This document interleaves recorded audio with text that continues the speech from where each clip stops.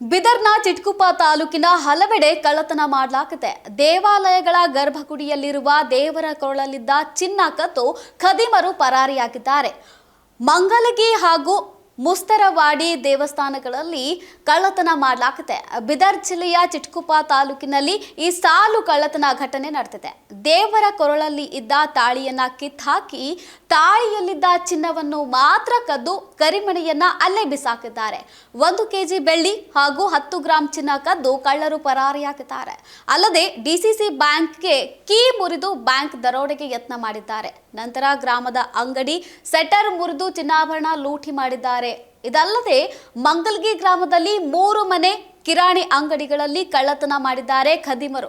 ಯಾರಿಗೂ ಗುರುತು ಸಿಗಬಾರದು ಅಂತ ಹೇಳಿ ಯಾರಿಗೂ ಗುರುತು ಸಿಗದ ಹಾಗೆ ಮುಖಕ್ಕೆ ಮಾಸ್ಕ್ ಧರಿಸಿ ಕಳ್ಳತನ ಮಾಡಿರುವಂತಹ ದೃಶ್ಯಗಳು ಕೂಡ ಸಿಸಿಟಿವಿ ಕ್ಯಾಮೆರಾದಲ್ಲಿ ಸೆರೆಯಾಗಿದೆ.